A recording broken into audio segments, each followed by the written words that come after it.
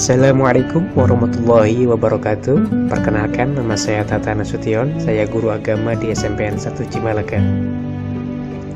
Sebelum kita melangkah lebih jauh mengenai manajemen ASN, alangkah baiknya kita mengetahui dulu bahwasannya di dalam manajemen ASN itu dibagi ke dalam dua bagian. Yang pertama ada namanya pegawai negeri sipil atau PNS, yang kedua adalah pegawai pemerintah dengan perjanjian kerja atau yang disebut dengan P3K. Selanjutnya, kedudukan ASN. Kedudukan ASN berkedudukan sebagai unsur aparatur negara yang menjalankan kebijakan yang ditetapkan oleh pemerintah, yang ditetapkan oleh pimpinan instansi dan pemerintah, serta harus bebas dari pengaruh dan intervensi semua golongan dan partai politik. ASN memiliki peran sebagai perencana, pelaksana, dan pengawas penyelenggaraan tugas umum pemerintah dan pembangunan nasional melalui pelaksanaan kebijakan dan pelayanan publik yang profesional, bebas dari intervensi politik, serta bersih dari praktik korupsi, kolusi, dan nepotisme.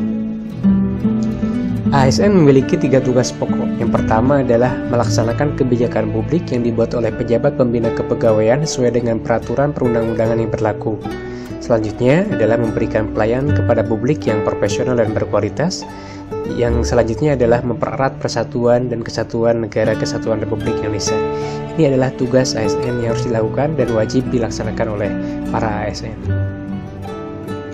ASN memiliki hak dan kewajibannya tersendiri. Untuk PNS, berhak memperoleh gaji, tunjangan, dan fasilitas, serta cuti, jaminan pensiunan, jaminan hari tua, perlindungan, dan pengembangan kompetensi. Sedangkan untuk P3K, berhak memperoleh gaji dan tunjangan, kemudian cuti, perlindungan, dan pengembangan kompetensi.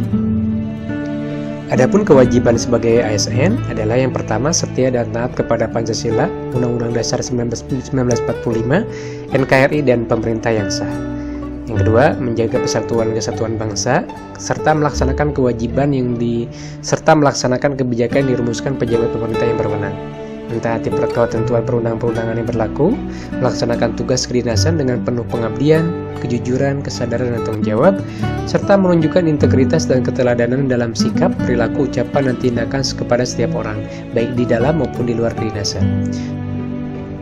Ada 12 kode etik yang harus dilaksanakan oleh ASN. Yang pertama adalah melaksanakan tugasnya secara jujur, bertanggung jawab, dan berintegritas tinggi. Kedua, melaksanakan tugasnya secara cermat dan disiplin. Ketiga, melaksanakan tugas sesuai dengan peraturan perundang-undangan yang berlaku. 4, melayani dengan sikap hormat, sopan, dan tanpa tekanan. 5, melaksanakan tugas sesuai dengan perintah atasan sejauh tidak bertentangan dengan peraturan dan perundang-undangan yang berlaku. Menjaga kerahasiaan dan yang menyangkut kebijakan negara.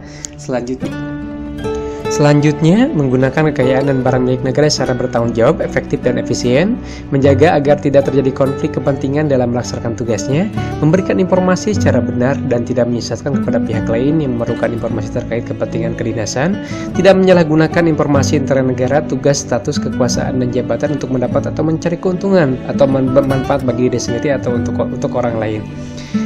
Selanjutnya, memegang teguh nilai dasar ASN dan selalu menjaga reputasi dan integritas sebagai seorang ASN. Yang selanjutnya, yang terakhir, melaksanakan ketentuan perundang-undangan mengenai disiplin pegawai ASN. Demikian mengenai manajemen ASN. Mohon maaf atas segala kekurangan. Terima kasih. Saya tutup. Assalamualaikum warahmatullahi wabarakatuh.